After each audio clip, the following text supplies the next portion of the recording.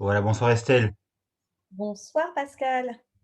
Alors on se retrouve en quelque sorte pour un petit peu clôturer un cycle qu'on a commencé il y a déjà maintenant quelques semaines et tu avais abordé, pour être direct, entrer directement dans le vif du sujet si je puis dire, tu avais abordé d'emblée l'inceste que tu avais subi dans ta famille, en Mhm, particulier à l'égard de ton père et de ta grande-tante.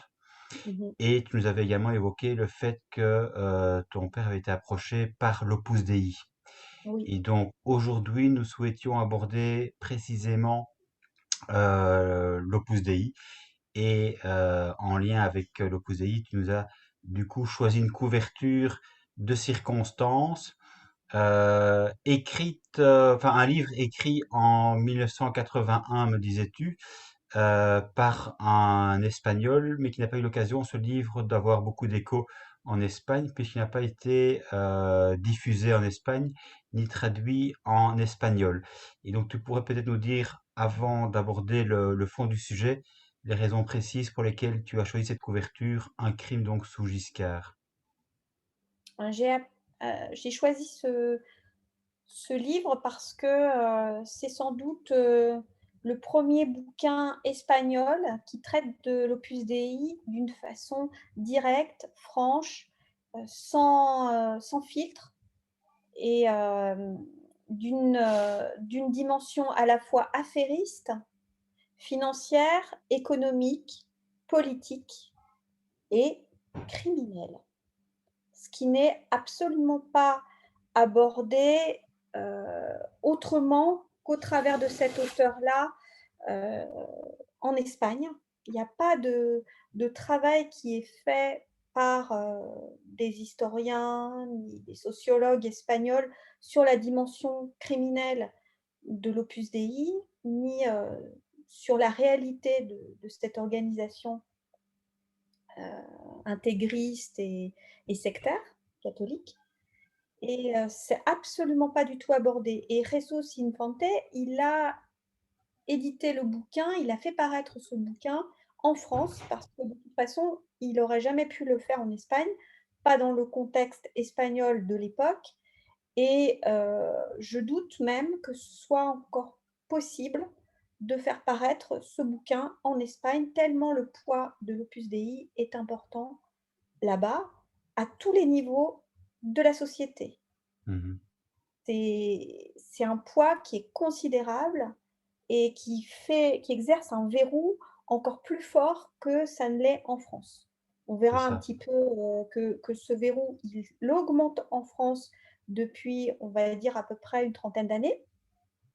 Mais on a quand même la possibilité, de par notre laïcité, de par notre espace républicain, eh bien, de pouvoir quand même dire un certain nombre de choses, même si ça devient de plus en plus difficile à mesure que les grandes fortunes ont récupéré la presse française et ont en quelque sorte aussi verrouillé la parole, surtout ce type de parole, euh, en France. Et Mhm. maintenant, on va dire que ce sont soit des anciens agents secrets, soit comme Marc Échinger qui va parler de ça, ou des lanceurs d'alerte différents et qui vont pouvoir un petit peu parler de cette dimension-là, mais généralement, on n'en parle pas. Même en France, moi, récemment, c'est que Marc Échinger qui a parlé de cette dimension-là, mais en France, on évite d'en parler. Et pourquoi? Parce que l'Opus Dei, elle a développé sa direction générale en France depuis la dernière direction, la prise de direction par Ocaris, je crois. C'est le dernier en date de, de responsable de l'Opus Dei.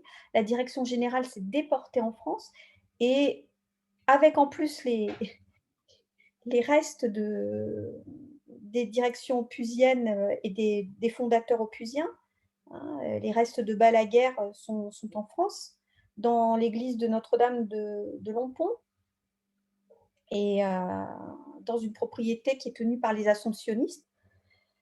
Donc ça depuis 2017, depuis juin 2017. Ça a été une négociation, certainement avec les ascensionnistes. On se demande sur quelle base. Heu, Moi, ça m'interroge beaucoup, j'avoue, hein. Surtout que ce sont les propriétaires du journal La Croix, alors, qui est le grand journal catholique de référence. Donc, ben, pourquoi avoir négocié le rapatriement des restes, des ossements de Balaguer et d'un autre là de la direction puisienne? On se demande vraiment pourquoi. Mmh. Certainement parce qu'il y a des intérêts en jeu importants et que peut-être en Espagne, il y avait peut-être, plus grand chose à faire parce que tout était sous contrôle, mais qu'il y avait, quelque chose à faire en France et qu'il fallait absolument que, comme le nouveau directeur, le nouveau responsable était, franco-espagnol, et bien il fallait, que, les restes, le suivent puisque là il avait son bureau à Paris. Donc il fallait que les restes des fondateurs soient pas loin de son bureau, je ne sais pas. Mais en tout Mmh. cas, c'est très étrange et c'est quelque chose qui interroge quant à la motivation réellement de de ces restes, en France, alors que c'est une formation espagnole. Mmh. Voilà. Donc on va parler un petit peu de ça, mais avant, je vais un petit peu conclure sur ce qu'on avait dit, la fois dernière parce que, on avait un petit peu parlé des couvents-prisons et des bagnes pour enfants et on avait dit que, c'était les écrivains français qui avaient permis à ce que, par leurs paroles, de faire progressivement, prendre conscience de l'iniquité de ces bagnes pour garçons et de ces instituts pour garçons et progressivement, ils vont fermer grâce à ces prises de parole intellectuelles, mais il n'en ira pas du tout de même pour les femmes, pour les filles, parce que la société est quand même une société patriarcale et il va falloir que ce soit les femmes, les féministes qui, par leurs actions, s'impliquent énormément dans la défense de leurs droits et dans l'affirmation qu'elles ont des droits et qu'elles doivent avoir une égalité avec les hommes, pour qu'enfin, il y ait une espèce de sursaut et de protestation de ces féministes, contre les couvents-prisons et contre une espèce d'éducation différenciée pour les filles, notamment les écoles ménagères, les écoles, industrielles, hein. Et c'est pas que en France, hein, c'est partout en Europe, hein, parce que ça, c'est quand même un programme qui a été installé en Europe partout et puis qui a fait aussi l'objet de politiques, mais ça, j'y reviendrai un peu plus tard parce que, c'est pas seulement des créations, cléricales, c'est des créations politiques générales, heu, pour, dominer garçons et filles et ça, on verra que ça redémarre à la fin enfin, à la seconde moitié du 19e siècle et ça va émaner aussi de gens issus de la contre-révolution catholique. Mmh. Ça, on l'est aussi. Parce D'accord. qu'on ne peut pas comprendre l'Opus Dei, on ne peut pas comprendre et sa naissance et son activité et on ne peut pas comprendre non plus les groupes dérivants sectaires catholiques actuels si on ne remonte pas au 19e siècle et si on ne remonte pas aux politiques qui ont été pratiquées toute cette fin de 19e siècle et jusqu'aux années 80, jusqu'à l'émergence de Jean-Paul II et l'installation de Jean-Paul II, qui lui va mettre en orbite tous ces groupes dérivants sectaires, mais qui sont tous issus de ces politiques-là et des grandes familles. Ça c'est absolument effarant d'ailleurs, mais qui sont issus de ces grandes familles contre-révolutionnaires et qui sont là pour essayer de remettre du totalitarisme, une dictature ou faire valoir une monarchie à nouveau au sein de nos sociétés et de nos démocraties. Mmh. c'est-à-dire balayer et installer une théocratie. Si elle n'est pas militaire, qu'elle soit royaliste, hein, et voilà. Donc, tout ça, c'est très important de le comprendre parce que et ça, les croyants ne le savent pas. Donc, moi, je pense utile un petit peu de leur expliquer ça. Ça, c'est des choses que j'ai découvertes et je les aurais jamais découvertes sans la découverte de mon père, liée à l'Opus Dei. C'était pas des Oui. sujets du tout qui m'intéressaient. Mmh. Je m'y serais jamais penchée, en fait, parce que j'avais déjà suffisamment de choses à faire dans ma vie sans me préoccuper de ça. Mais j'aurais pas été frappée, heu, avec, toutes ces histoires-là et interpellée, vraiment gravement par l'organisation, en tout cas par une antenne de cette organisation, heu, jamais je me serais penchée sur ces sujets. C'était pas Non, du bien tout ma sûr. tasse de thé. Bien sûr. Mais c'est vrai que c'est important, comme tu le dis, de rappeler le contexte et on s'y intéresse quelque part que si de fait on a été impacté personnellement, Tout à parce que fait. la plupart des croyants, évidemment, ont une vision complètement différente des mouvements d'église que ce dont on parle actuellement entre nous, dans le cadre de cet échange, j'entends. Mais ce que je voulais également te demander, Estelle, avant d'aller plus avant, c'est quelle est à ton sens la vision de ce pape-ci en particulier, donc du pape François, par rapport justement à l'Opus Dei? Est-ce que tu as l'impression il est lui aussi quelque part parfaitement informé au sujet de l'envers du décor, ou bien est-ce que finalement il voit l'Opus Dei comme un autre mouvement d'église qui œuvre quelque part à l'évangélisation et au retour des incroyants dans le giron de l'Église? Comment tu penses que le pape se situe par rapport à l'Opus Dei? Pour tout te dire, j'en sais rien, mais s'il y a s'il y a des choses que je sais, on ne sait pas trop quel impact a eu la dictature en Argentine avec ce pape, quand il était archevêque. Il a été nommé par Jean-Paul II quand même, hein. Faut Mhm. pas oublier ça. Jean-Paul II, il n'était pas du genre à nommer des gens, cardinaux, archevêques, et cetera, qui auraient été trop ouverts d'esprit. Donc il l'a nommé parce qu'il était suffisamment réactionnaire pour ça. Si j'écoute, des témoignages, heu, de journalistes argentins au début du pontificat de François, hem, ils disent clairement que son rôle durant la dictature argentine, il était plutôt ambigu, hein.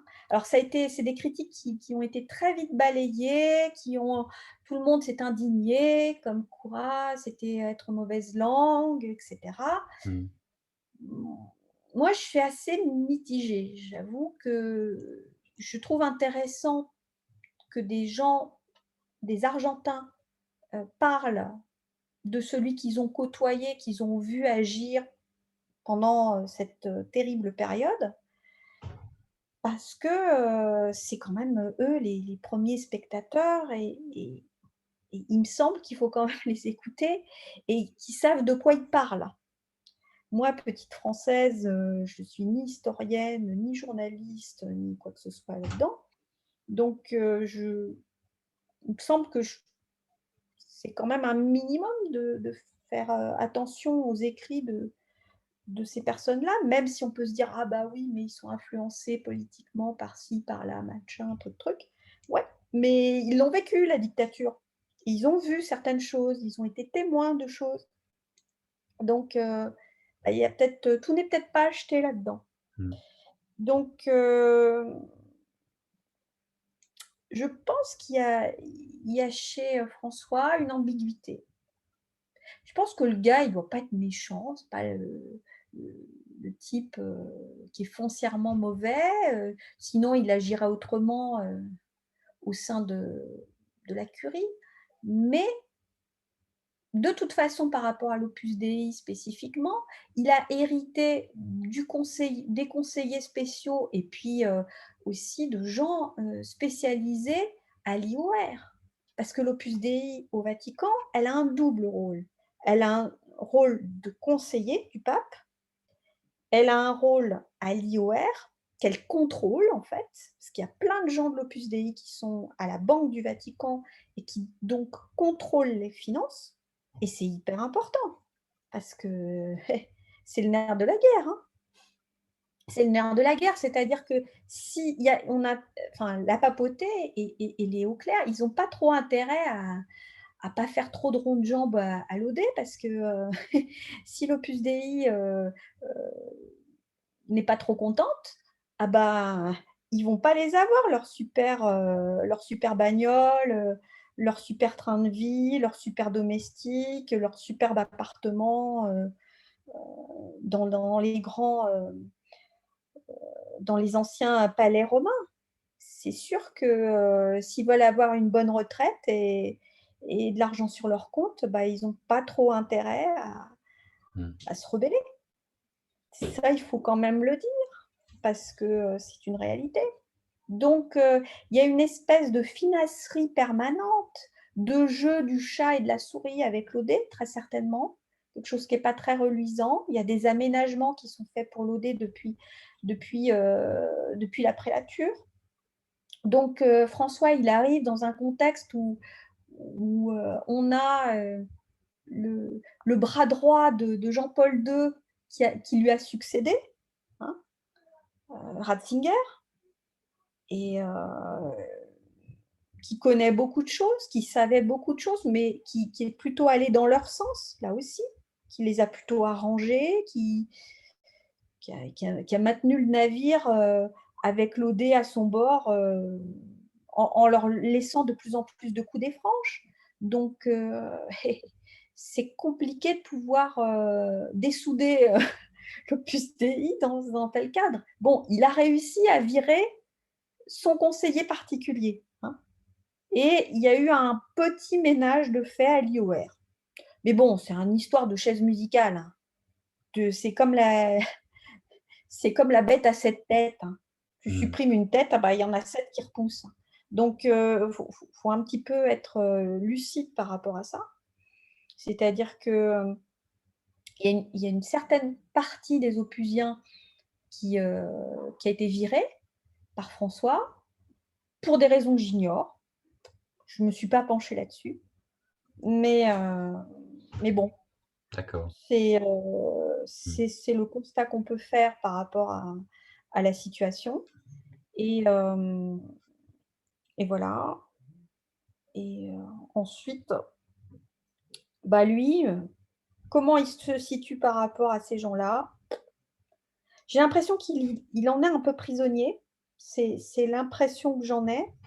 Il sait que de toute façon, il n'a pas trop intérêt à la ramener parce que sinon, il pourrait se faire zigouiller, parce qu'ils en sont capables, s'ils ne marchent pas trop dans leur sens.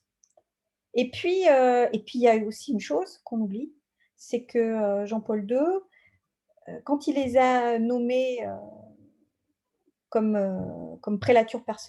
Mmh. prélature personnelle des papes, c'était un peu pour finalement, et moi ça c'est ma conviction personnelle, je le précise, hein, parce que je ne veux pas qu'on se dise ah bah elle affirme des trucs machin sans preuve, etc. Ça c'est ma conviction personnelle, je n'en fais pas une vérité, mais pour moi c'est une conviction personnelle profonde. Pour moi, quand Jean-Paul II a donné la prélature à l'Opus Dei, il avait en tête l'idée de leur filer les clés de la papauté à plus ou moins court terme, sachant que bah, la fonction religieuse et cléricale, elle était en grande perte de vitesse, avec tous les prêtres qui finissaient par quitter leur sacerdoce, qui finissaient par se marier ou par faire toute autre chose.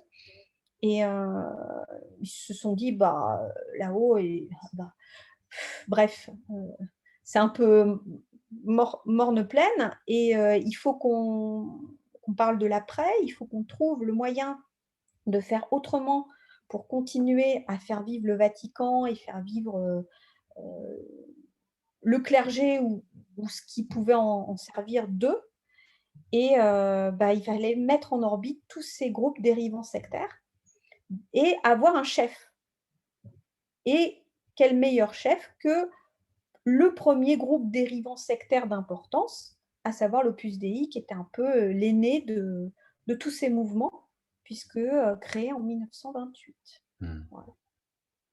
Donc, bah, à partir de là, comme la politique de Jean-Paul II, elle n'a jamais été contestée, et elle n'est toujours pas contestée par François, bah, raisonnablement, mais ça c'est une déduction là aussi personnelle, hein, qui n'appartient qu'à moi, euh, pourquoi François les contesterait franchement, puisque l'objectif c'est toujours de leur filer les clés du Vatican à plus ou moins court terme. Tu as des conseillers spéciaux de l'Opus Dei et même une conseillère internationale apparemment qui est espagnole et qui est très souvent à Rome et qui fait du conseil partout pour tous les hauts clercs, qui leur dit quoi dire, quoi penser, qui est vraiment un peu sur tous les fronts.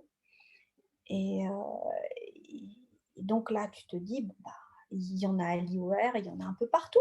Donc à partir de là, comment veux-tu qu'ils fassent autrement que de travailler avec ces gens-là et puis de continuer à avancer dans ce projet de passation laïque, parce que faut pas rêver, hein, l'Opus Dei, elle a de plus en plus de mal à recruter des clercs, et un clergé, et même vraiment des numéraires.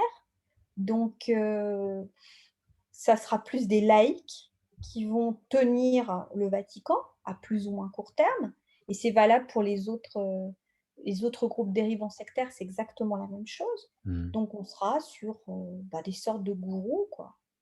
Voilà, C'est parce que ça. ça se gourouise, enfin c'était déjà le cas de toute façon, hein, mais là ça sera ouais, des gourous laïcs. Alors là où c'est inquiétant, c'est que ce sont des gens qui détiennent des hauts postes dans la société civile et qui pactisent avec des grands groupes financiers, avec des banques, avec des politiques plutôt d'extrême droite et de droite dure, donc qui sont plutôt dans une vision assez totalitaire et assez violente, politique, sociale, économique. Donc oui, c'est inquiétant pour nos démocraties. Moi, ça m'inquiète en tout cas. Et Mais ça veut dire en fin de compte que quel que soit le pape au sommet de l'Église, en fait, l'institution reste de facto extrêmement conservatrice ouais. dans la lignée finalement de la tradition. Donc, on a un pape qui a l'air un peu plus sympathique, qui a l'impression de faire une ouverture sur le monde moderne, qui essaie d'être accueillant vis-à-vis de tout le monde, mais de facto, quand on en revient à la doctrine, elle n'a pas changé. Et Non, on donc, n'a pas changé. c'est une doctrine quelque C'est une part jolie vitrine, hein. C'est une c'est- jolie vitrine. Alors, ça contente, ça permet à certains catholiques de rester dans le giron de l'Église en se disant, bah oui, mais il est gentil, puis il essaye d'être un peu plus ouvert, il essaye de il est quand même, c'est pas Ratzinger, heureusement, et puis même Jean-Paul II était moins ouvert que ça, donc ben, c'est quand même mieux, quoi. Hmm, Bah oui, mais c'est une vitrine.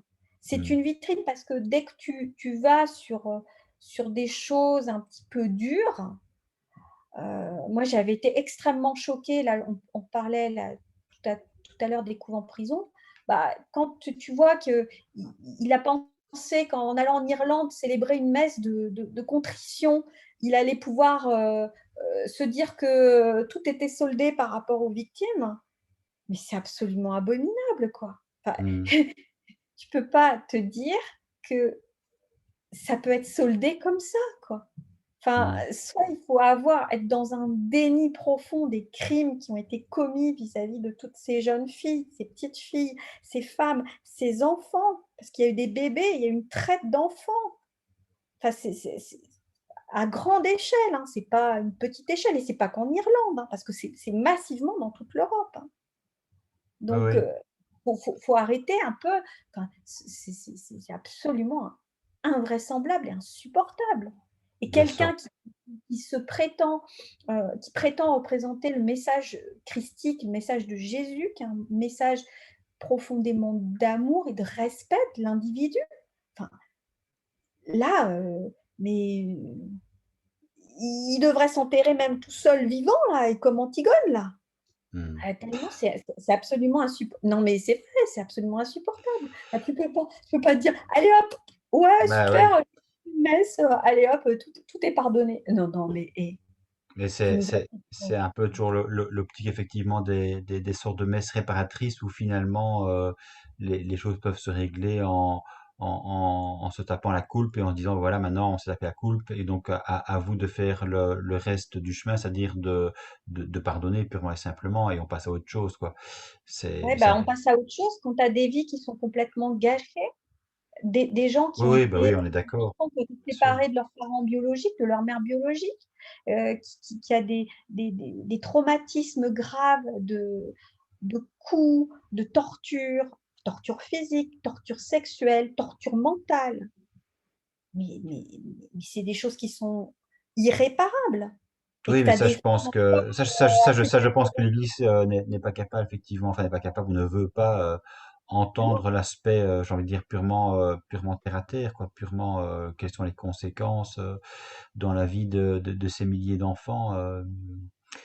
Voilà, déjà indemniser en fait, rien que de sortir le portefeuille, c'est très compliqué. Alors au-delà de au-delà d'une réparation purement spirituelle entre guillemets, c'est vrai c'est vrai qu'il n'y a pas grand-chose. Mais moi, ce qui m'interpelle évidemment aussi pour revenir un petit peu au choix de la couverture, c'est que bon, voilà, c'est une chose de se dire l'Opus Dei est extrêmement conservateur et finalement dans la droite ligne de l'institution religieuse. C'est autre chose évidemment d'essayer de voir, de comprendre, d'admettre finalement qu'il puisse y avoir un lien entre l'Opus Dei et le milieu du crime. Or, si j'ai bien compris quand même, c'est précisément ce lien-là que fait Jesus Infante dans son livre sorti en 1981 avec l'affaire de Broglie. Je ne sais pas si tu connais bien cette affaire, sans doute que oui, mais peut-être que pour qu'on puisse justement partir de quelque chose qui a déjà été évoqué dans la presse, même si c'est pas en Espagne, peut-être peux-tu nous rappeler un peu les circonstances de cette affaire dénoncée dans ce livre. Alors, non, moi, je la connais pas super bien, mais avant l'affaire de Broglie, il y a une autre affaire criminelle, parce que l'affaire de Broglie vient après une autre affaire criminelle dont on ne parle même plus aujourd'hui en France, qui est l'affaire Melleux. Et cette affaire, elle est symptomatique pour moi, l'affaire Melleux, de la dimension criminelle de l'Opus Dei en France, mais pas qu'en France. Pourquoi elle est symptomatique de la dimension criminelle de l'Opus Dei? Bien parce que c'est une affaire à la base financière et qui pousse un homme au bout du bout de ses nerfs et de sa résistance. Et cet homme, on dit qu'il s'est suicidé. Alors ça, c'est la version officielle. Mais Jesus Infante, eh bien, il dit clairement, il n'y a pas que lui, on a Yvon Levaillant qui en parle dans un excellent article qui date de 66, qui a été réédité par le Nouvel Obs assez récemment. Il en parle et il dit, mais ce n'est pas un suicide, c'est un meurtre. Et c'est un meurtre qui est lié à l'Opus Dei. Donc, c'est c'est un vrai, c'est un vrai problème. Alors, je vais lire un petit bout. Là, c'est Jesus Infante qui en parle, de Mhm. l'affaire Melleux et compagnie. Parce D'accord. qu'on va, on va un petit peu parler de cette affaire. En 1965, on prononça publiquement le nom des Giscard et de l'Opus Dei à propos d'un scandale financier où pataugeaient des banques et les Giscard d'Estaing, père et fils, concernant un certain Melleux, suicidé en forêt de Fontainebleau. affaire où se profilait l'ombre insolite au nom latin et religieux de la Santa Mafia, c'est-à-dire l'Opus Dei. Tout commence le 25 mars 65, quand Louis Melleux, propriétaire du château de Maupertuis à Chartrette, en Seine-et-Marne, est trouvé mort, tué d'une balle de revolver en forêt de Fontainebleau, aux environs de Paris. L'arme était à ses côtés et on pensa d'abord au suicide. Louis Melleux dirigeait une entreprise chargée de la fabrication et de l'entretien de matériel ferroviaire qui travaillait essentiellement pour la SNCF. Les emprunts des entreprises travaillant pour les compagnies nationalisées sont garantis par la Caisse des marchés de l'État, des collectivités et établissements publics. Au début de 1965, la Caisse était engagée à hauteur de 2,5 millions de francs par les emprunts contractés par Melleux auprès des banques privées. À cette époque, celui-ci était déjà dans une situation difficile. Une banque avait fait refuser des chèques sans provision. Le directeur de la Caisse des marchés de l'État, M. Branger, prévint Melleux qu'une vérification comptable aurait lieu le 25 mars 1965 au siège de sa société. La vérification eut lieu au jour prévu, mais l'industriel était absent. On le trouvera mort dans la forêt. Il avait quitté son domicile à l'heure habituelle pour se rendre au siège de la société, 65 bis rue du Rocher à Paris. L'hypothèse du suicide était écartée par ses intimes, qui signalèrent que Melleux était catholique et membre de la Santa Mafia, c'est-à-dire membre de l'Opus Dei. Les premières constatations de l'enquête financière révélèrent un trou de 16,5 millions de francs dans la comptabilité de l'entreprise. Le rapport d'un administrateur et d'un expert judiciaire nommé d'office était explosif.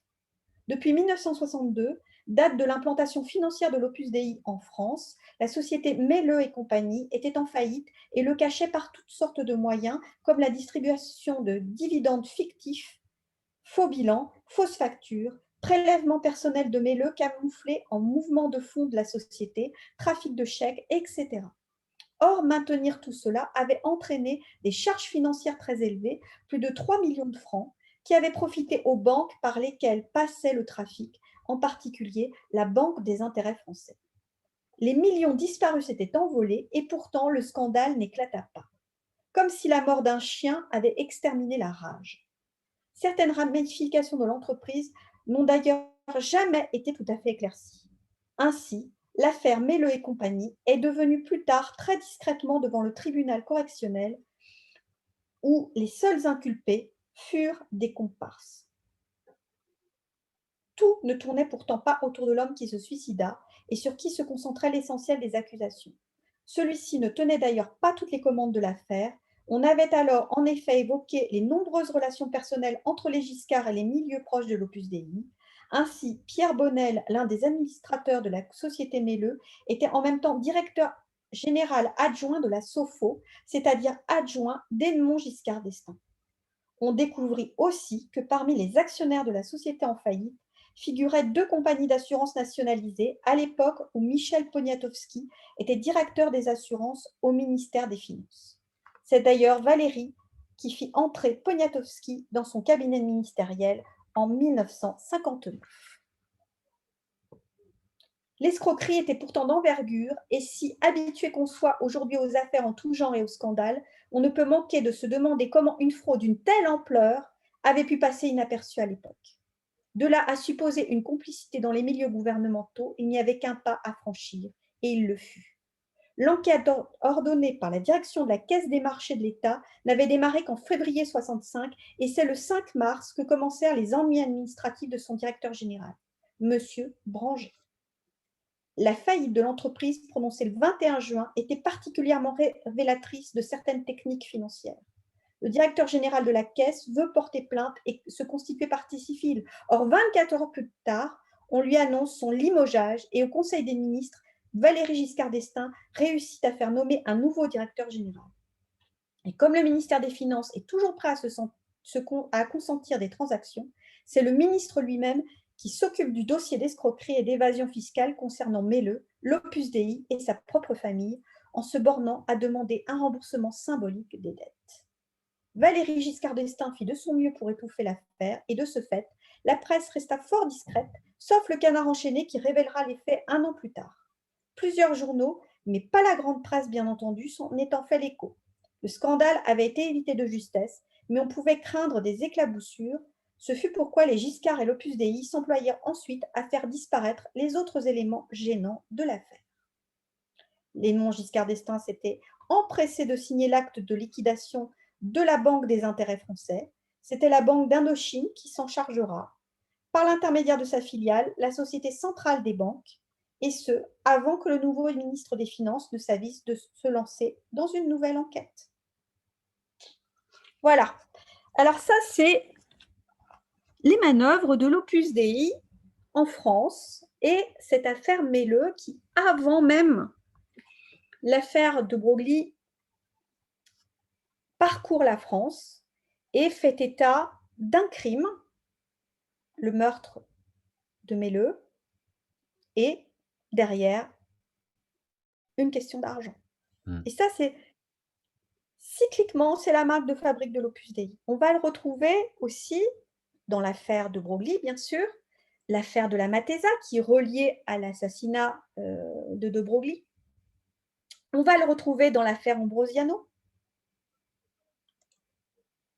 On va retrouver ça aussi dans le meurtre de Manuela Orlandi, la fille d'un employé du Vatican, qui est assassiné là aussi dans les années 80, et affaire dans laquelle est mêlée la mafia italienne et sicilienne. C'est vraiment quelque chose qui fait partie de toutes les affaires criminelles où l'Opus Dei est plus ou moins tourne autour. Mmh. Mais donc, quelque part, ce que tu nous dis là me laisse penser évidemment que si on peut soi-même en prendre conscience, quelque part, à plus forte raison, les institutions vaticanes sont parfaitement aussi au courant. Bien sûr, bien sûr, bien sûr. Bien sûr que le Saint-Office, qui est devenu préfecture pour la congrégation de la foi, là, Mm. bien sûr qu'ils sont au courant, bien sûr qu'ils ont des dossiers là-dessus, bien sûr qu'il faut verrouiller un peu tout ça. Mais bien sûr qu'aussi nos pays respectifs savent toutes ces choses-là aussi. Et bien sûr qu'en France, c'est très cool de parler de ça. Et bien sûr que quand je donne ces informations-là, c'est pas des petites affaires. Et puis là, on parle de politique. Là, on parle de la famille Giscard d'Estaing. Alors, il faut peut-être un petit peu en parler de cette famille, mais on va en parler assez vite quand on expliquera un petit peu l'avènement de l'Opus Dei en France. Parce qu'il faut savoir que l'Opus Dei, elle a une direction générale cléricale, ça c'est la vitrine, hein. Mais cette direction cléricale, qui est une direction générale, elle s'adresse plus particulièrement au clergé opusien et aux numéraires.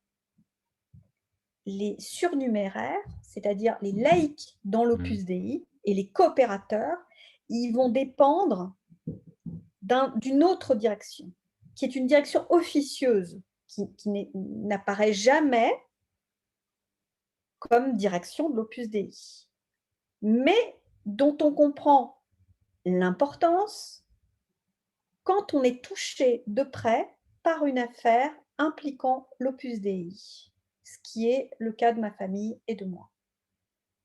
Alors pourquoi on s'aperçoit de ça? Parce que si on épluche un petit peu tous ces bouquins, que ce soit celui de Jesus Infante, celui de Gianluigi Nuzzi, d'autres qui Mm. parlent de toutes ces affaires, eh bien, pourquoi c'est si évident? On se rend compte que les clercs, ils connaissent un certain nombre de choses, mais ils ont besoin d'une direction affairiste, financière, politique, hein. Ils ont besoin d'une espèce de bras armé,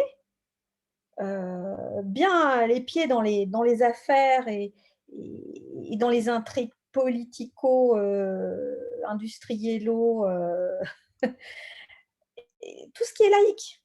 Parce qu'eux, ils planent à 15 000 quand même, hein, sur ce plan-là. Ils en savent peut-être un petit peu. Puis de plus en plus, maintenant, on le voit hein, sur les directions, on sait que certains ont des états de service qui dans l'armée, qui dans le monde industriel avant d'être nommés prêtres dans l'Opus Dei. Mais ils ont quand même besoin d'un piston, quoi, et puis d'un piston qui soit aux affaires. Et donc, il y a une co-direction. Ça n'est jamais absolument dit. Ça, c'est rideau, on t'en parle jamais. Et pourtant, cette co-direction, elle existe. Et elle existe dans tous les pays. Et elle va surveiller et elle va s'occuper de tous les gens qui sont adeptes laïques, non, non numéraires et non clairs. Et ce sont ces gens-là, cette direction-là, qui va aussi rapporter le plus d'argent à l'Opus Dei. Et l'argent, c'est l'obsession de l'Opus Dei. L'argent, la domination, le pouvoir. Ça, c'est une espèce de credo. Ça, c'est le véritable credo de l'Opus Dei. C'est pas l'œuvre de Dieu. Moi, je dis, c'est la part du diable. Bon, c'est méchant, hein. Mais c'est vrai. C'est tellement vrai quand tu t'aperçois que c'est leur obsession. L'argent, trouver de l'argent par tous les moyens, jusqu'au dernier, jusqu'à dépouiller les gens complètement, jusqu'à la manipulation, il n'y a rien qui les effraie là-dessus. Hein. Mm. Et puis, si on ne peut pas avoir l'argent, le crime. Voilà. Et puis faire taire ceux qui en sauraient trop. Ceux qui en sauraient trop sur des opérations douteuses, sur une délinquance en col blanc, et il y en a. J'y reviendrai. Et il y a encore de la délinquance en col blanc récente. Merci Marc Échinger d'avoir mis le doigt sur deux très grosses affaires, l'affaire Alstom et l'affaire Areva en France, où il y a l'Opus Dei qui est impliqué dans ces affaires-là. Et pas que l'Opus Dei d'ailleurs, il y a la communauté de l'Emmanuel. Donc, parce qu'évidemment, ces gens-là, étant passionnés de pouvoir et de domination et d'argent, ils vont là où il y a le pouvoir et l'argent. Donc, le nucléaire, l'industrie lourde, tout ça, c'est des pépettes. Hein. C'est de l'argent, c'est du business, c'est des possibilités de grande fortune, d'avoir des gens qui ont une influence majeure sur nos pays à leur botte, et puis de dicter un peu leurs lois, quoi. Et Leurs lois, de négocier leur pourcentage, parce qu'ils ont un pourcentage, et ça, c'est quand même assez terrible, hein. Mais c'est une réalité aussi, et ça, il faudrait que les gens osent en parler. à ton avis, Estelle, par rapport justement à ces malversations, est-ce qu'à ta connaissance, il y a déjà eu, ou bien il y a des procès, le cas échéant, en cours, à l'égard précisément des malversations de l'Opus Dei? Alors, pour ce qui concerne l'Opus Dei en France, on a eu un procès qui a été intenté par une ancienne numéraire auxiliaire, c'est-à-dire domestique de l'Opus Dei, Hmm. qui était Catherine Tissier, Hmm. et qui, elle, était employée par l'association originelle française qui a construit le réseau opusien en France, qui est la CUT, qui s'est montée en 1954, je crois, quelque chose comme ça. Donc, on a ce procès-là, mais avant qu'on implique l'Opus Dei dans l'affaire Areva et dans l'affaire Alstom, comme dit Marc Échinger, il coulera de l'eau sacrément sous les ponts, même si on cite, heu, des gens de l'Opus et de l'Emmanuel impliqués dans ces affaires. Bah, tout simplement parce que, bah, en France, ces personnalités, bah, ont encore du pouvoir, ont encore un réseau, très influent politique. Et puis, ben, pour ce qui concerne l'affaire Areva et l'Opus, bah, il s'agit quand même d'un grand groupe qui est aujourd'hui dominant sur la presse française, faut le dire. Et puis pas que sur la presse française, qui a des accointances un peu partout, dans le milieu industriel, financier, et cetera. Mhm. C'est les grandes familles. Donc, quand tu touches aux grandes familles, ah bah, plus rien ne va plus. Rien ne va plus et il faut protéger ces grandes familles. Alors j'invite les gens qui sont un peu curieux à aller regarder, à taper Opus Dei, Marc Échinger, affaire Areva, affaire Alstom Mhm. et pour découvrir un petit peu le dessous des cartes. Il y a des articles un petit peu, il y a, Marc Échinger en parle un petit peu, mais comme il dit, il le fait sous sa conviction à lui et moi je fais un petit peu comme lui parce que bon et moi je suis beaucoup moins calée que lui sur ces affaires-là. Lui, il a une expérience, c'est un ancien agent secret, donc il y a beaucoup de choses qu'il connaît lui de l'intérieur que moi je ne connais pas du tout. Mhm. Mais, mais c'est sûr que c'est nos convictions et c'est nos analyses respectives. Maintenant, ça n'appartient qu'à nous. Au jour d'aujourd'hui, il n'y a pas d'affaires pouvant démarrer là-dessus. Il y aurait matière, hein. Il y aurait matière, bien sûr. Bien évidemment qu'il y aurait matière. Oui, et puis de Mais toute façon, l'Opus Dei cultive le secret à merveille aussi, donc forcément, on ne peut pas attendre de l'Opus de faire la transparence sur la exactement, manière dont il fonctionne en interne, évidemment, c'est sûr. exactement. Et puis l'Opus Dei a aussi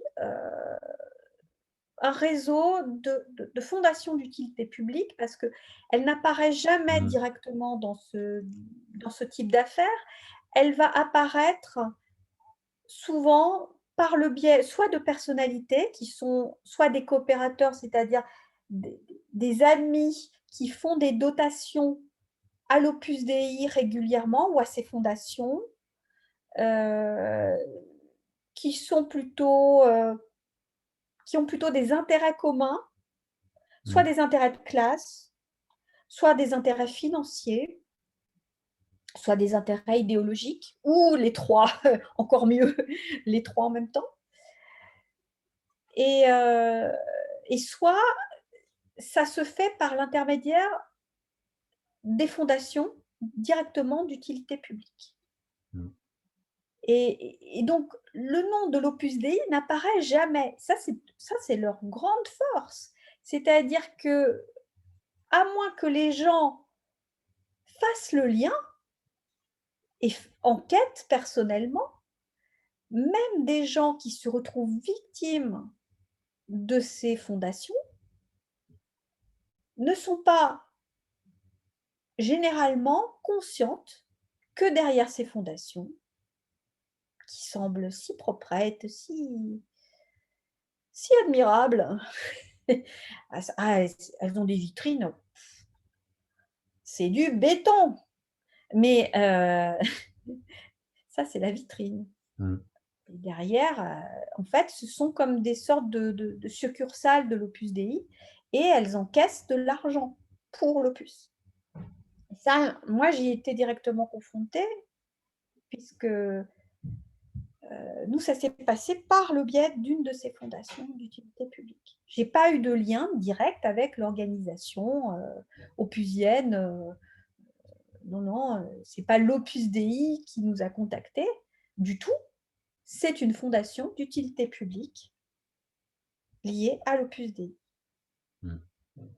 Alors, moi, comment je m'en suis aperçue? Bah, En fait, le fait d'avoir pris mes distances avec l'Église catholique, d'avoir une culture antifasciste avec mon premier compagnon, je savais déjà un certain nombre de choses parce que je militais contre l'extrême droite, que je savais qu'il y avait une extrême droite catholique, que cette extrême droite catholique, dans cette extrême droite catholique, il y avait l'Opus Dei, et que j'étais en lien avec un petit journal édité par l'association antifasciste Réflexe, qui a un site qui s'appelle La Horde Samizdat et qui édite tous les ans un organigramme de l'extrême droite, dont l'extrême droite catholique fait partie, et où on a un certain nombre d'articles aussi à consulter sur les liens de cette extrême droite avec différents mouvements catholiques. Donc, j'avais identifié, quand on s'est retrouvé face à cette fondation d'utilité publique, qui se cachait derrière. Donc, tout de suite, j'ai dit hop, hop, hop, hop, hop, hop. Ça, danger. La première personne que j'ai alertée, c'est mon parrain qui faisait partie du Grand Orient, donc qui était franc-maçon et donc qui aussi était très cultivé sur ces mouvances-là. J'ai tout de suite demandé un complément d'information et la première réaction a été de prendre un avocat, absolument, tout de suite.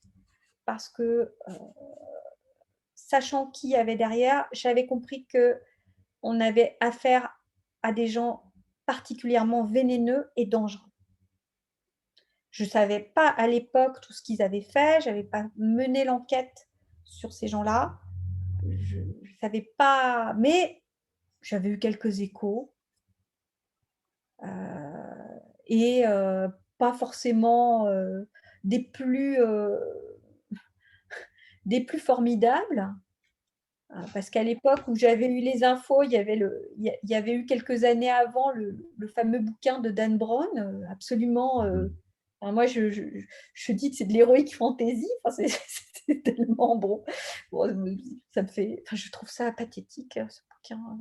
Ce qui est marrant, c'est qu'à chaque fois que je parle de l'Opus Dei, tous les gens parlent de ce bouquin. Enfin, à croire qu'ils ne connaissent l'Opus Dei qu'à travers j'allais dire ce torchon. C'est Mhm. méchant, hein, mais c'est vraiment ce que je pense parce que, en fait, c'est à la fois un bouquin qui est bien parce que les gens, ça leur a appris à se méfier de l'organisation, mais en même temps, ça les a vraiment induits en erreur. Et puis je trouve que ça les a mis dans un fantasme par rapport à l'opus qui n'est absolument pas ce qu'est l'opus. Donc, non, non, non, c'est pas du tout comme dans le bouquin de Dan Brown, n'a rien à voir. C'est pas du tout ça. C'est beaucoup plus policé que ça. C'est beaucoup moins, c'est beaucoup moins délirant. Même s'il y a une partie délirante quand même, hein, parce qu'ils sont quand même assez frappadingos, ces gens-là. Hein. Faut bien se dire qu'ils ont quand même un sacré pet au casque. Mais c'est très organisé, c'est très hiérarchisé et tous les gens ont une fonction bien précise. Il n'y a pas un, il y a pas un cheveu qui dépasse. Hein. C'est des gens qui sont comme à l'armée, quoi. Mhm. C'est d'ailleurs pour ça qu'ils ont une milice. Hein. Mais ça, on va en parler parce que, mine de rien, ça fait partie de leur système de fonctionnement. Et même avant leur création. Alors, je ne sais pas, on peut peut-être commencer un petit peu par aller enquêter jusqu'au 19e siècle pour repartir du début. Hein. Mhm, d'accord. Donc, on va parler Ouais. un petit peu du 19e siècle, pas seulement ce qui se passe en Espagne, hein, mais dans toute l'Europe. On est sur la fin de la monarchie, de l'ère monarchique et impériale, un peu partout en Europe. Et Le Vatican, en tout cas chez nous en France, il a été interdit jusqu'à la restauration de la monarchie au début des années 1820. Hein. Alors, inutile de dire que le clergé, il était plutôt en clandestinité, le clergé catholique, hein, romain, et il n'avait pas trop intérêt, depuis la Révolution française, à montrer le bout de son nez. Donc ça veut dire qu'il y a eu un démantèlement des biens de l'Église en France. Ces biens de l'Église sont devenus des biens nationaux. Les laïcs se les ont partagés, hardi, tiens bon et tout ce que tu veux, si bien que quand ils reviennent dans les années 1820-1830, ah bah ils ont une main devant, une main derrière, les pauvres. Il va falloir reconstruire les fortunes. Mais, super, une bonne partie de la bourgeoisie est catholique, la bourgeoisie industrielle et financière, et les anciens nobles qui se sont reconvertis dans la banque pour beaucoup, mais pas que, parfois dans l'industrie, ah bah, ils sont quand même restés très catholiques, hein, parce que c'est quand même important comme signe de reconnaissance, comme signe d'appartenance. Ça fait bien dans le paysage et ma foi, voilà, c'est très bien pour, dans les dîners. Hein, ah, vous êtes catholique, oh, c'est parfait, oh, votre fils a été baptisé en même temps que ma fille, très bien, on va les marier, enfin, tout ça. C'est quand même un ordre social. Bah oui, bah, dans les grandes familles, attends, C'est c'est une une carte de visite, ouais. responsabilité. C'est une respectabilité, Mm, c'est très important. mm, Donc, on a gardé cette tradition. mm, Et à partir du moment où la monarchie revient en France, c'est très important de remettre tout ça en avant. Donc, on va refaire des congrégations religieuses. Tous les ordres qui existaient avant vont renaître avec des fils de nobles, déjà, hein, qui vont tenir les directions de tous ces ordres religieux. On va recréer des séminaires, on va réordonner des prêtres, des évêques en France, etc. Et ce sont des gens des grandes familles. Et puis après, on va réenchanter le culte catholique. C'est très important parce qu'il faut ramener du petit personnel. Comment ramener du petit personnel au sein du monde clérical? Eh bien, il faut réenchanter le culte. Alors, on va déclencher une série d'apparitions mariales dans tout le 19e siècle, entre les années 1830 et 1920-1930, on va avoir une série d'apparitions miraculeuses et formidables. Et c'est très important pour la paysannerie, parce que nos pays européens sont essentiellement, avant la vraie grande révolution industrielle, et puis il faudra attendre quand même jusqu'aux années 1900 pour que véritablement l'industrie, elle prenne son essor partout en Europe, mais on est sur des pays qui sont paysans, qui sont tenus par les paysans. La monarchie, les paysans et le clergé. Ça, c'est la base. mm. Alors, bah, ces braves paysans, il va falloir qu'on leur mette un petit peu du merveilleux, du magique. Ils s'abreuvent aux contes, ils s'abreuvent aux légendes, ils s'abreuvent aux fées, ils s'abreuvent à tout ça. Allez, on va motiver les troupes avec ça.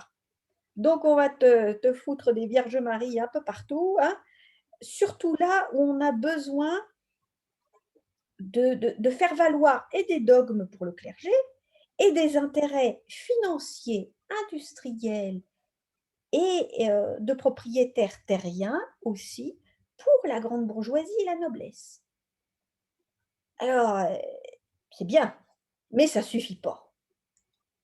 Ça paye, mais c'est quand même un investissement de départ et il faut quand même nourrir la troupe autrement. Alors, les gouvernements, à partir des années 1840, et ce n'est pas que simplement en France, ils vont avoir l'idée, parce qu'ils se rendent compte d'une chose qui est assez terrible, c'est qu'on interne beaucoup les adultes et les enfants dans les prisons.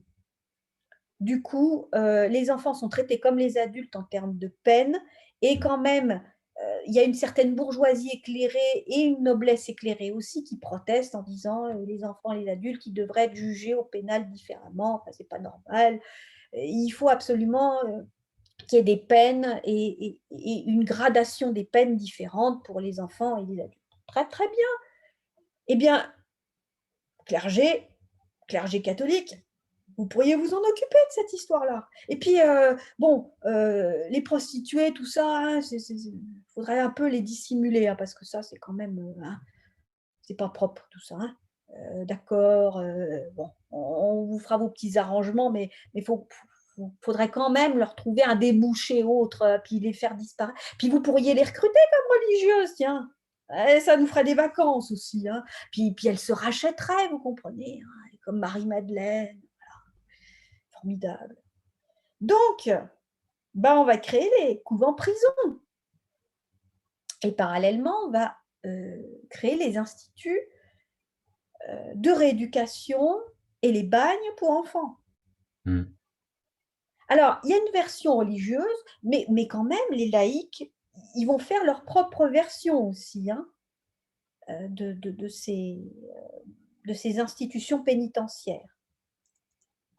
On est sur une domination au travers de ces établissements, une domination de la classe ouvrière, de la classe paysanne et de toutes les classes pauvres et laborieuses de la société européenne.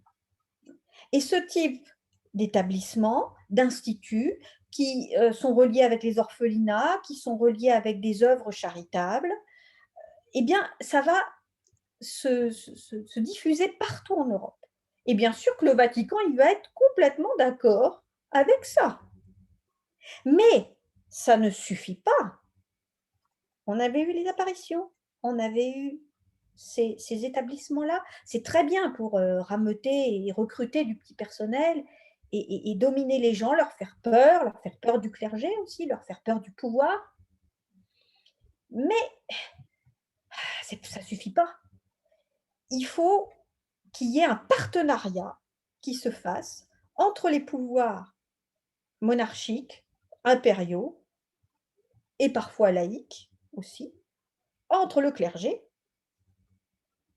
et ses pouvoirs. Et donc, il va y avoir une dotation d'utilité publique qui va se faire sur ces établissements.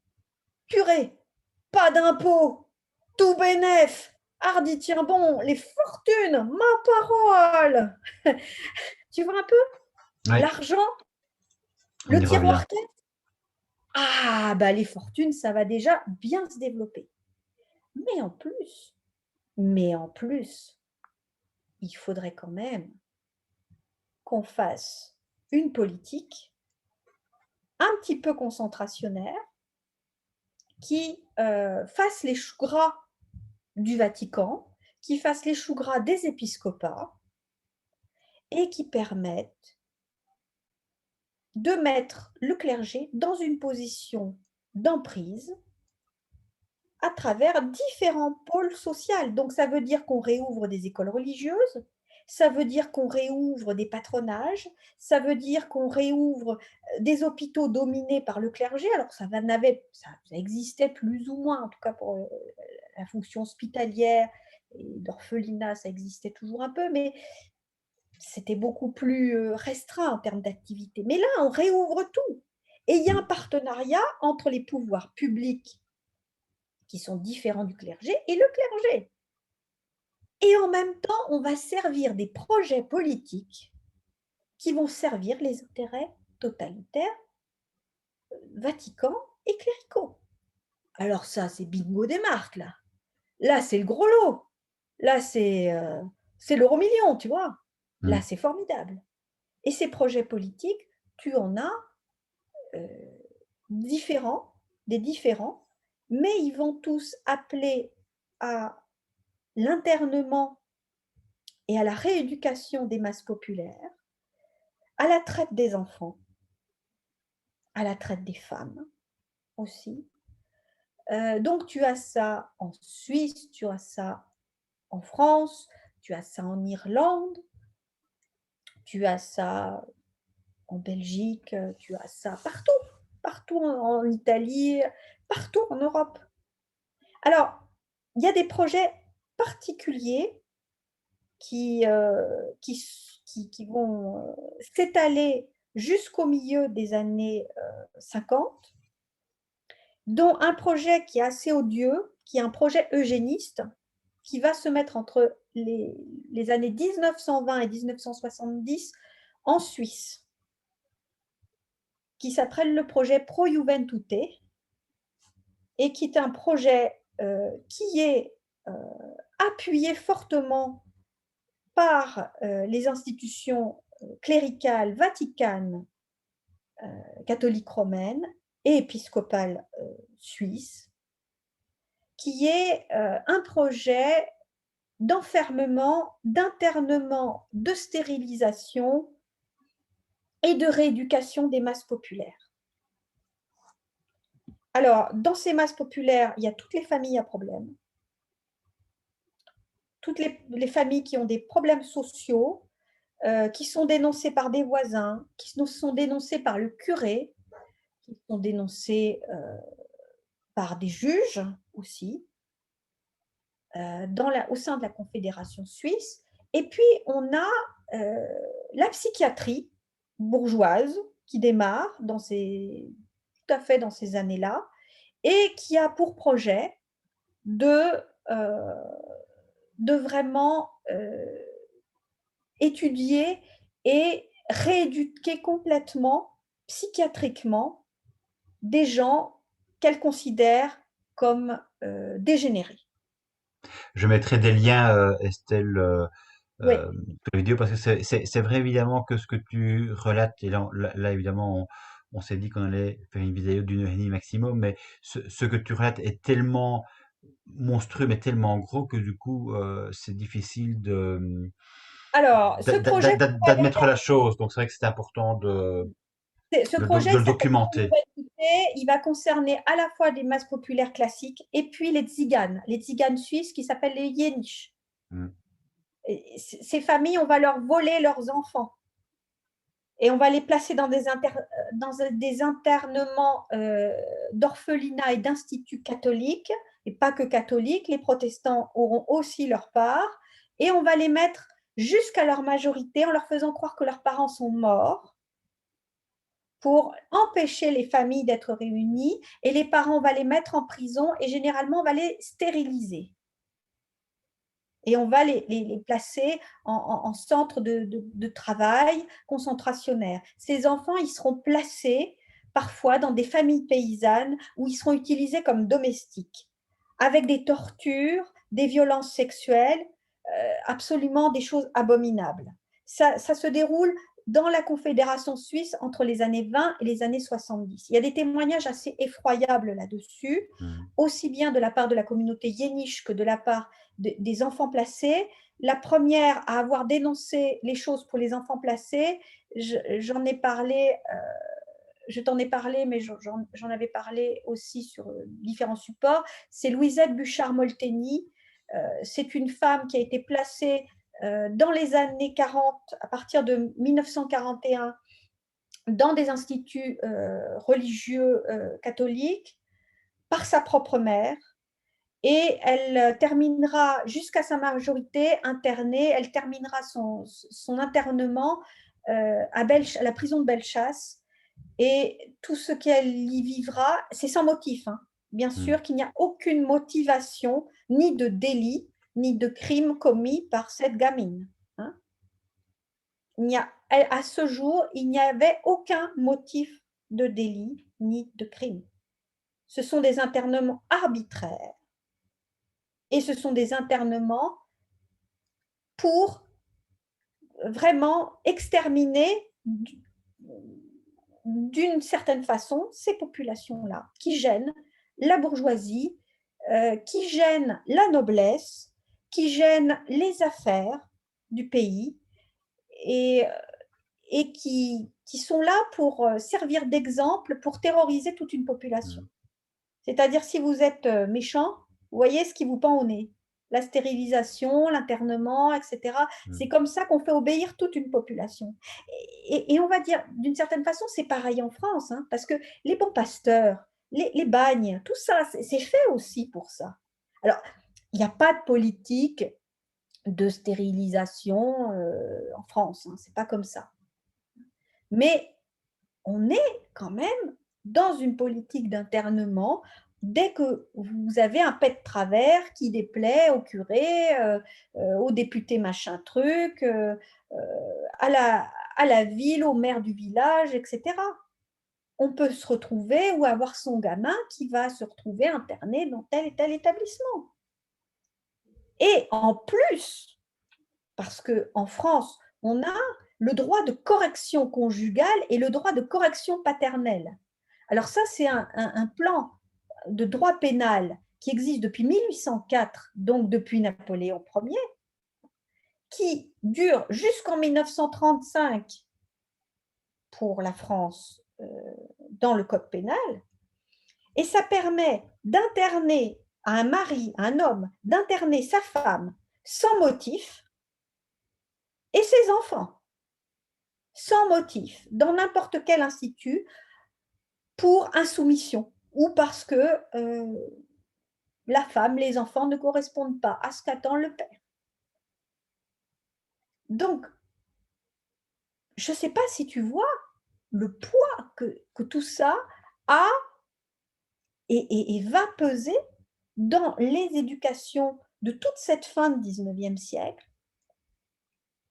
Et quand on a des politiques d'internement comme ça des populations pauvres, alors pourquoi, tu vas me dire, mais pourquoi on a ces internements-là? Bah parce qu'il faut que la bourgeoisie domine, il faut que l'ancienne noblesse, quand elle a récupéré des activités bancaires et industrielles et financières, domine. Il faut que tout change, mais que rien ne change et que nous restions les maîtres. Hein, je vais reprendre mmh. l'expression du guépard, hein, du film de Visconti et du roman, là, je ne sais plus. Oh, ça y est, ça ne me revient plus. Ça va me revenir tout à l'heure. Donc, oui, on a cette histoire-là, cette histoire de domination. Et le clergé, bien sûr qu'il est partenaire dans ces affaires-là, puisque le haut clergé, ce sont des fils de nobles, ce sont des fils de grands bourgeois qui dirigent le haut clergé. Mmh. Alors, c'est une dictature de classe, qui ne dit pas son nom, bien évidemment, mais qui participe à ces internements, à ces politiques-là, de plein pied. Alors, ils ont peur pourquoi? Bah, la révolution industrielle, elle va obliger ces gens-là à scolariser les classes populaires. C'est pas de gaieté de cœur. Ils vont pas faire ça, genre, ah oui, on est une bourgeoisie éclairée, on va cultiver les pauvres, ça va être tellement merveilleux, on va être une société égalitaire. Non, non, non, non, non, non, non.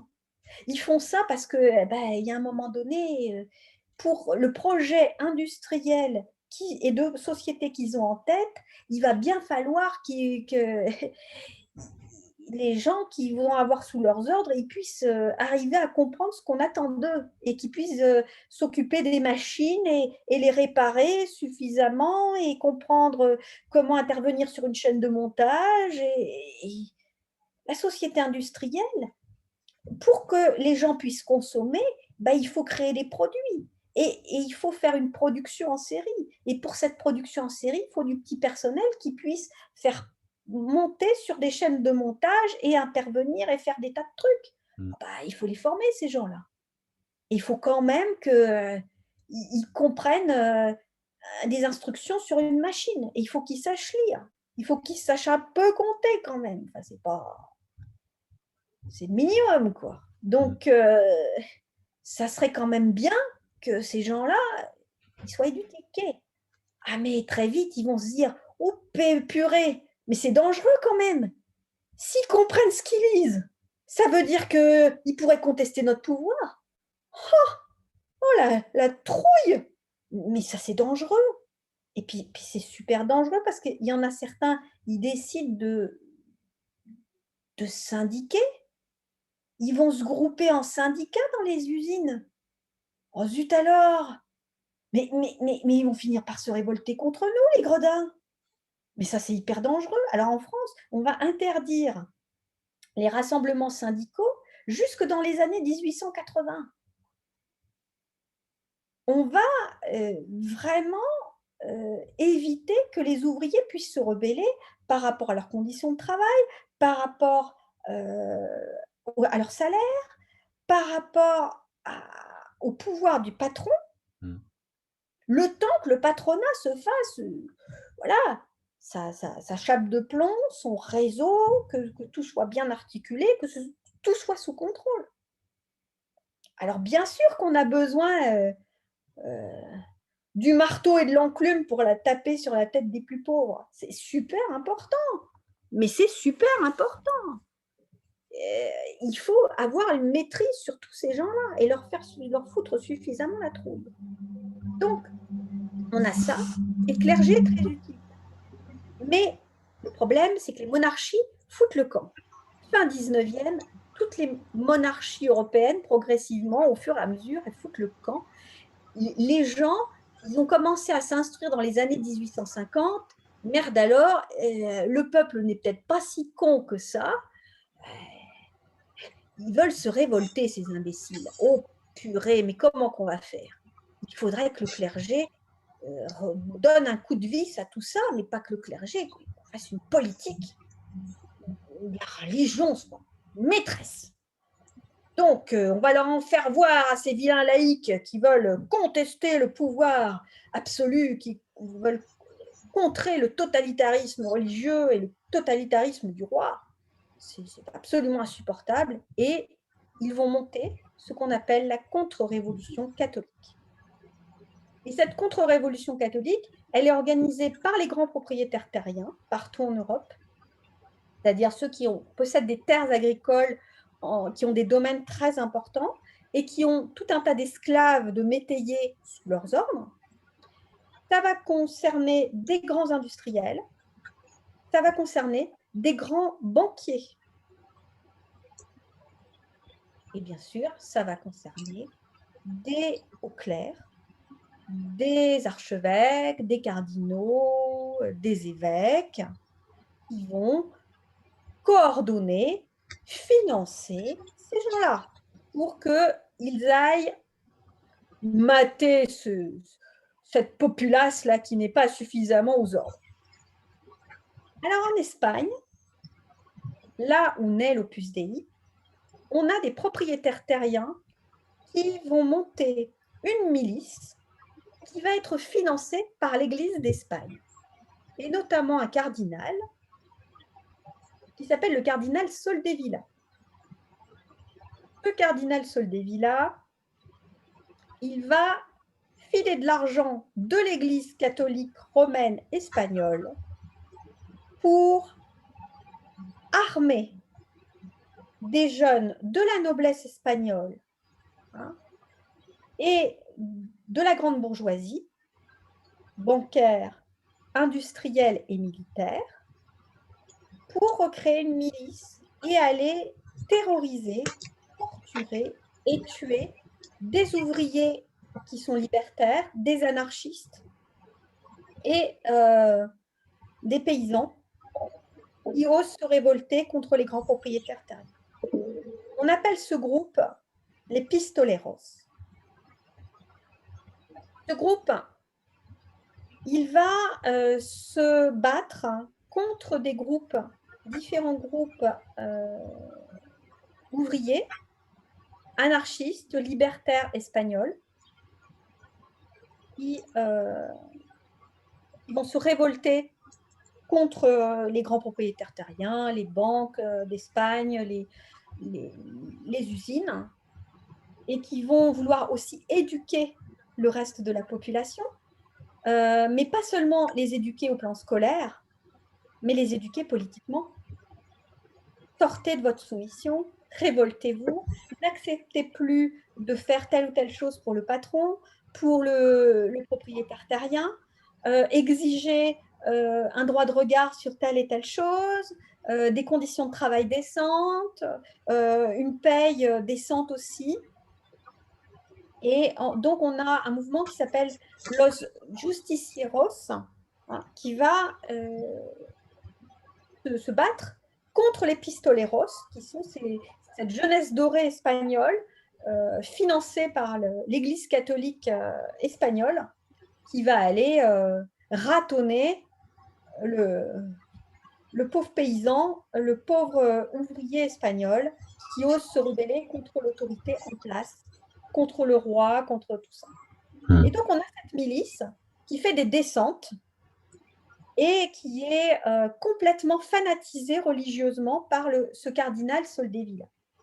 Et il se trouve que dans ces relations intimes, ce cardinal Soldevilla a un ami qui s'appelle Escrivá de Balaguer.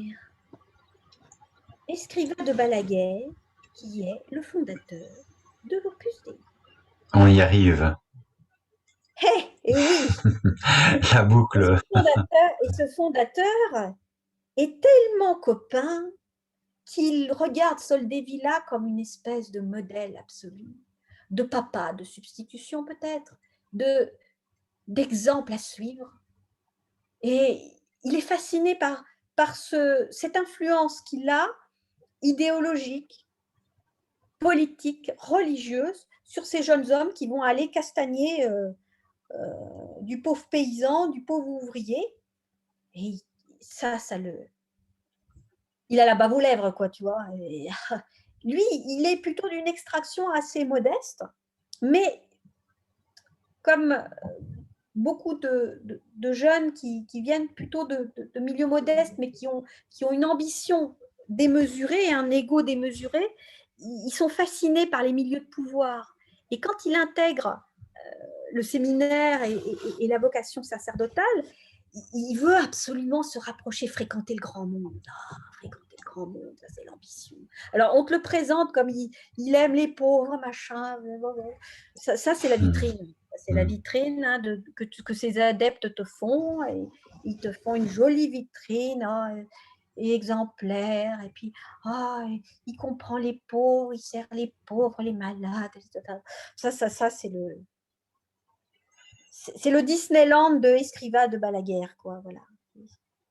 C'est mignon, c'est joli, c'est tout sucre rose, c'est bonbon candy, voilà, c'est Belle des Champs, tu vois. Oui. C'est formidable, mais ça n'est pas la réalité. En fait, c'est un type qui, comme beaucoup de parvenus, est fasciné par ce monde de strass et de paillettes du haut clergé et qui voit cette espèce d'influence, ces intrigues et qui est fasciné par ça, qui se dit un jour, moi aussi, je serai un cardinal Soldevilla et j'en aurai une aussi grosse d'influence et je ferai tourner en bourrique tous les gens de la bourgeoisie et de la noblesse espagnole et olé. Voilà ce qu'il se dit, le petit père Balaguer. Ah, il vient de loin. Ah, bah oui. Mais c'est ça, en fait, qu'il a en tête. Alors là, je le dis à la façon rigolade, mais il faut aussi en parler de façon rigolote. Parce que si tu en parles d'une façon trop sérieuse, je trouve que quelque part, c'est faire leur jeu aussi. Et c'est leur donner aussi beaucoup trop d'importance. Moi, je veux aussi que les gens puissent en rire de tout ça. Parce que, quelque part, c'est assez pathétique. Mais c'est tellement humain. Et c'est tellement ubuesque et absurde. Bah, disons que Parce le que ça n'a drame, tellement pas de rapport avec les valeurs de l'Église et avec les valeurs chrétiennes, tout ça. bah, disons que le drame, c'est surtout pour les personnes évidemment qui sont à l'intérieur. C'est vrai qu'évidemment, quand on est à l'extérieur et et que tu le décris et qu'on peut effectivement s'en informer objectivement pour se faire une idée effectivement bien précise sur une réalité que tu décris, bien oui, effectivement, nous on trouve ça quelque part complètement risible, mais c'est une réalité, c'est un pouvoir, et donc ça a des incidences bien concrètes dans la vie de gens qui sont parfois coréens dans ce type de Et mouvement. oui, et oui, et oui. Et on voit que cette fascination pour l'argent, pour le pouvoir, qui imprègne Balaguer dès ses débuts, et cette amitié avec ce cardinal qui est au centre quand même d'une milice, qui est le financeur principal d'une milice armée de jeunes gens dorés sur tranche en Espagne, hein. C'est quand même assez emblématique de ce qui va se passer tout au Mmh. long du mouvement de l'Opus Mmh. et des objectifs qui sont donnés d'ailleurs aux membres de l'Opus Dei. C'est même si ça a changé parce qu'on n'est plus au 19e siècle et et sinon ça aurait un petit peu le côté un peu Don Salus, tu sais, avec De Funès dans La Folie des grandeurs. Mais il y a un petit côté comme ça, hein, moi ça m'amuse, mais quand je fais la comparaison, finalement, oui, il y a un petit côté comme ça, quoi. Même si c'est beaucoup plus tard, puisque l'Opus Dei naît en 1928. Alors, comment on fait le lien entre Soldevilla et Balaguer? Parce que Soldevilla, il lui arrive une grosse cata, il meurt en 1923. Il meurt assassiné par Los Justicieros, qui finit par poser une bombe qui explosera et où il sera tué dans sa voiture quand il est en plein déplacement. Et il y aura une vengeance, évidemment, mais arrive Zorro, le Zorro de la classe nobiliaire et bourgeoise espagnole, c'est Primo de Rivera. Zorro est arrivé, le gouvernement totalitaire arrive, et il va mettre au pas tous les affreux anarchistes, libertaires, ouvriers, paysans qui osaient un petit peu hausser le bec et qui s'étaient montés avec le Justicieros. Le Justicieros, disparition. Ah, allez hop, Primo de Rivera arrive, dictature militaire, théocratie, un dégagé, hardi tient bon. La vengeance de Soldevilla est restaurée et assurée. Et au revoir. Mais Balaguer, qui apprend cet assassinat, il est absolument choqué. C'est son maître, c'est son ami, c'est un drame incommensurable. Là, je le fais théâtral, mais ça devait être comme ça, hein. Lui, il est dans un état de choc absolument effroyable pour ça. Il se dit, mais il faut que Los Pistoleros continue, absolument, ce n'est pas possible. Et il y aura toujours des gens qui vont se révolter contre le pouvoir de l'Église, contre le pouvoir du roi d'Espagne, contre le pouvoir des grands propriétaires terriens, contre le pouvoir des finances des usines en Espagne. C'est absolument affreux. Il faut que la classe dominante espagnole continue à avoir le dessus. Il faut entretenir la flamme. Et c'est pour ça qu'il crée l'Opus Dei 5 ans plus tard. Alors on va te dire, la légende dorée va te dire qu'il a une révélation Mmh. intérieure. Oh là là, ça c'est la grande légende. Oh là là, c'est beau, c'est beau. Mais c'est une légende qui n'est pas remise en cause non plus de nouveau Mais non, par les autorités officielles, donc toutes toutes les les biographies de biographies sont. Balaguer sont faites par des adeptes. Alors, elles sont faites, comme elles sont faites par des adeptes, tu penses, ou des coopérateurs à minima, Oui. hein, des gens qui ont des services avec l'Opus Dei, qui ont un petit échange de services à faire, si, à minima du minima, hein, ou des gens qui financent l'Opus Dei ou des fondations de l'Opus Dei par idéologie, par conviction, parce que c'est la tradition dans leur famille, enfin tout ce que tu veux. Ah bah, il est évident qu'ils vont pas raconter ça, hein. On protège la vitrine quand même, hein, on protège le chef, hein. Puis il faut voir, Balaguer, c'est le gourou, hein. C'est le gourou. Il va monter un truc autour de sa personnalité. C'est un petit peu, tu vois, comme les frères Philippe avec leur oncle. Mmh. Lui, il va récupérer, il va vampiriser l'image de Soldevilla, il va devenir un nouveau Soldevilla, tu vois. Le nouveau Soldevilla est arrivé, c'est comme la cuvée du Beaujolais nouveau, tu vois. Mmh. C'est faire du neuf avec du vieux, tu vois. Mais voilà, c'est la nouvelle vitrine. Et il va recréer, donc, bien sûr, une milice. Et il va d'abord recruter des anciens pistoleros et des gens de la noblesse espagnole principalement. Mais comme le cardinal Soldevilla il était assassiné, bah, le fait que Balaguer il cherche à faire ce genre de groupe, elle a eu quand même assez les boules, l'Église catholique espagnole. Elle s'est dit, punaise, s'il y a des gens des basses classes, des classes populaires qui sont capables de nous assassiner un cardinal, pétard, c'est peut-être pas. Enfin, l'autre, il rêve là, hein, de reformer une espèce d'équivalent. Il rêve un peu, et puis il voit l'arriviste aussi. Hein. Ils se disent, oh le gars, avant qu'il fasse partie des nôtres, il va falloir qu'il ne montre pas de blanche. Mais le Balaguer, il a plus d'un tour dans son sac. Il a compris qu'il fallait qu'il noyote cette noblesse et cette haute bourgeoisie catholique espagnole, qu'il les fanatise sur le même régime que Soldevilla, qu'il a beaucoup observé. Et il va partir un peu en clandestinité, plus ou moins, et il va revenir avec son équipe quand Franco va arriver. Bon, d'abord, ils vont rentrer d'autant plus en clandestinité que le régime de Primo de Rivera, il est contesté, qu'il va y avoir la République espagnole. Alors là, c'est règlement de compte à hockey choral, et là, il a intérêt à carapater ses fesses et celles de son groupe, parce que là, ça pue hein, pour son matricule. Hein. Il va falloir qu'il se fasse oublier. Hardy tient bon sévère, quoi. Donc, il s'envoie dans la campagne. Mais il continue d'intriguer, il continue à tisser son réseau.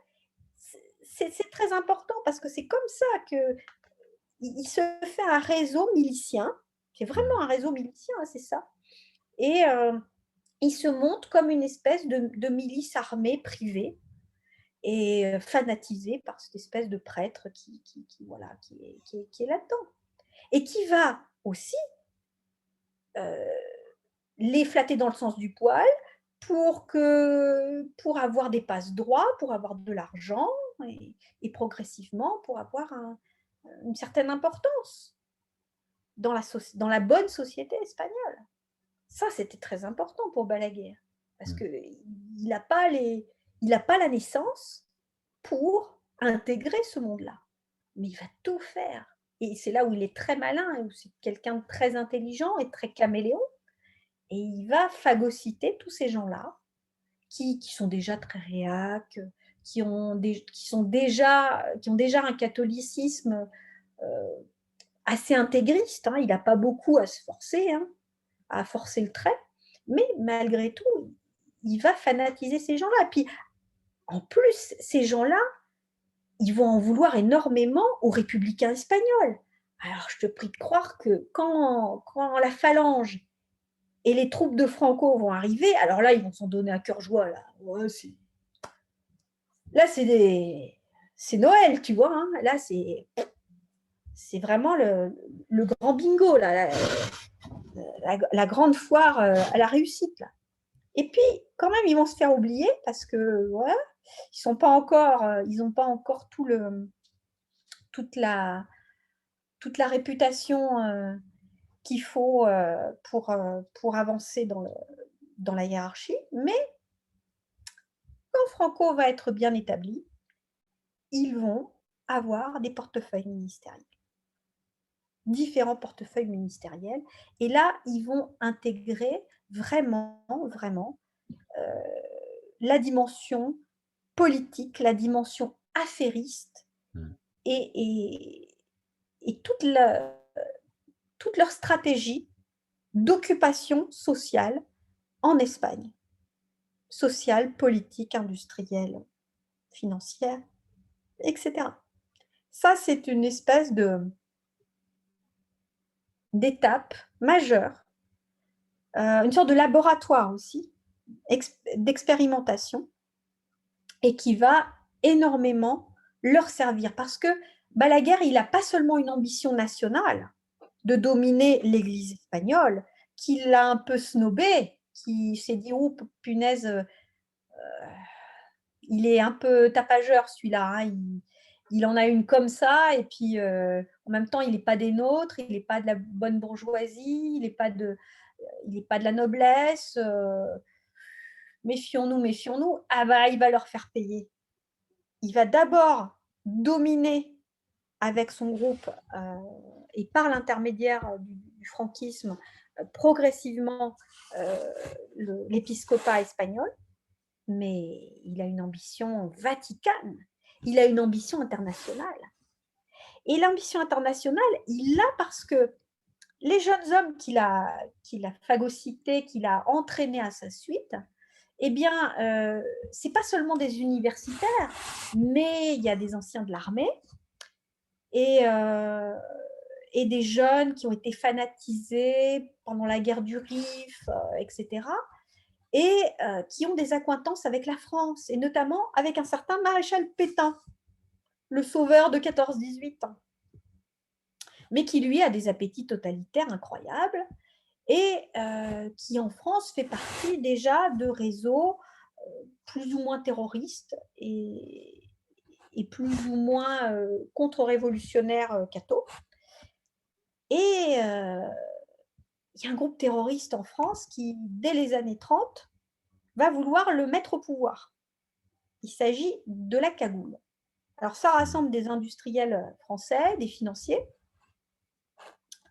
et ils vont commettre des attentats qui vont échouer. Et donc, le groupe sera plus ou moins démantelé. Alors, plus ou moins, parce qu'en fait, tu t'aperçois que s'il y avait eu vraiment de vraies, bonnes, grosses condamnations, j'allais dire, le paysage français industriel et financier ne serait pas celui d'aujourd'hui. Mais ils échouent. Ils échouent, c'est en 1934, et ils échouent à mettre Pétain au pouvoir, mais quand même, toute la droite, extrême droite française se dit ça serait très très bien que Maréchal Pétain soit le patron de la France, puis il est très catholique, et puis il mettrait l'Église en partenaire. On aurait l'impression à nouveau, comme en Espagne, de faire régner l'ordre, hein, l'ordre social tel que nous le pensons, n'est-ce pas? Et donc, ça serait quand même vachement bien. Et Balaguer, il trouve ça super chouette. Hein. Et il est très en cheville avec l'Action française, qui est un groupe qui démarre en 1908 en France et qui est formé par la noblesse française et qui est issu de la contre-révolution catholique, qui veut donc remettre le roi, ou en tout cas un régime totalitaire ou militaire ou royal ou impérial, en action et au gouvernement en France pour contrer la République, et avec l'Église comme partenaire principal. Donc, c'est des gens, ils vivent pour ça, et ils éduquent leurs enfants dans ce sens-là.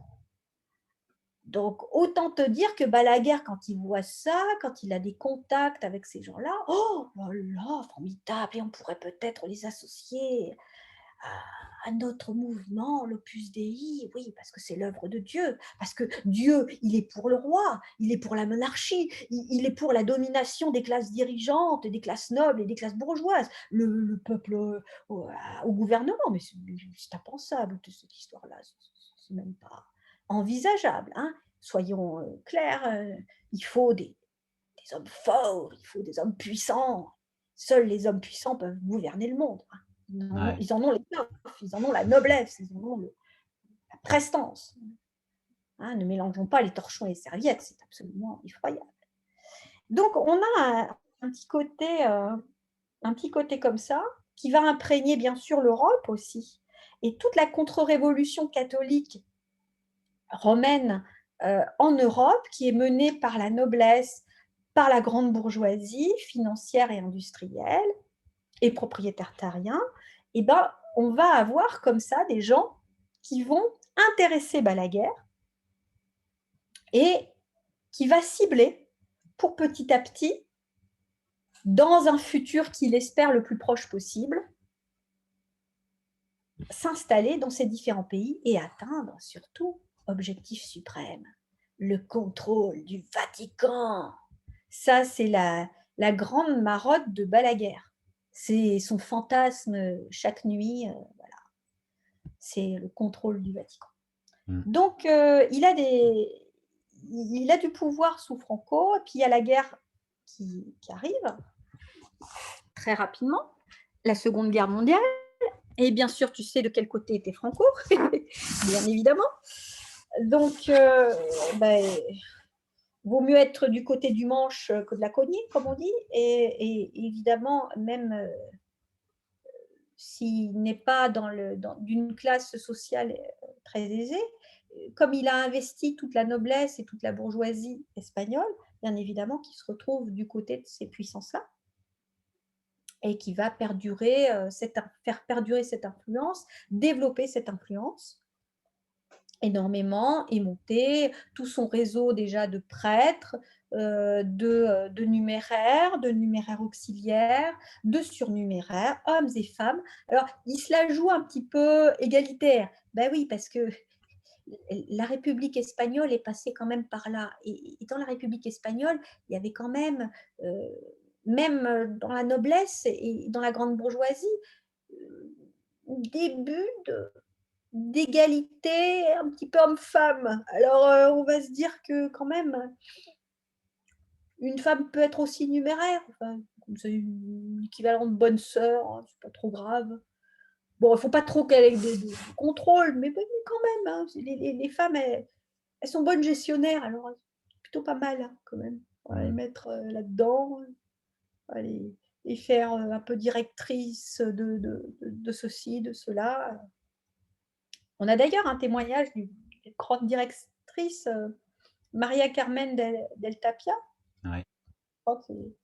qui racontera un petit peu son expérience dans l'Opus Dei, qui était vraiment très haut placé dans la hiérarchie opusienne, mais qui après fera un livre plus ou moins presque d'excuses. Est-ce qu'elle a eu des pressions ou est-ce que... Bon, voilà, je sais pas. Je n'ai pas trop compris pourquoi elle avait fait une espèce de bouquin contraire. Est-ce qu'elle a été beaucoup trop menacée, harcelée parce que ça aussi, ça c'est une pratique opusienne régulière. Mais ça, je ne sais pas. En tout cas, elle a dû se dire, je vais passer une vieillesse tranquille, sans être inquiétée par ces gens-là. Et donc, elle a un peu arrondi les angles, on va dire. Ce qu'on peut comprendre aussi, hein, oui. Mais bon, Mais ouais. on la comprend, je vais te Ouais. dire, quand tu as vécu des trucs absolument abominables dans cette organisation-là, tu as peut-être envie de te passer une retraite un peu, Tourner la page, comme on dit. tourner la page et puis vivre juste ta petite vie tranquille ou Bah bilou, quoi. oui, oui, oui, bah oui. Et c'est compréhensible et on la comprend. On ne peut pas lui jeter la pierre. Mais non, bien sûr. Estelle, je vois le temps qui passe et on s'était en fait promis, toi et moi, de Ouais. faire une vidéo pas trop longue pour nos auditeurs. Je ne sais pas si éventuellement tu souhaites conclure maintenant ou si éventuellement on fait du coup une seconde vidéo pour On se terminer les fera une seconde choses. vidéo, je pense, Oui, parce que là, on s'est arrêté à la guerre pour l'Opus Dei et son implantation avec Franco, mais après, on va oui, passer de l'implantation internationale. Et là, je vais parler de la France, plus oui. spécifiquement. On parlera un petit peu des têtes de pont françaises et de comment et la stratégie de l'Opus Dei en France et pourquoi Très bien. et comment on en arrive à ma famille qui s'est retrouvée Voilà, exactement. malheureusement mêlée à ces affaires-là. Voilà, tout à fait, parce que je pense effectivement qu'une seconde partie sera tout à Ouais. fait Ça sera plus indispensable, intéressant. surtout si on veut voir en détail la manière dont effectivement les choses se sont déroulées pour ton papa en lien avec l'Opus Dei, comme ça la Mhm. boucle sera bouclée. Donc, je te Voilà. propose effectivement du coup d'en terminer là pour aujourd'hui et je te Mhm. remercie déjà pour ce premier entretien sur l'Opus Dei et je te dis donc à très bientôt pour la seconde partie, Estelle. Ça Merci à marche. toi. Ça va? Avec grand plaisir. À Au revoir. bientôt. Au revoir.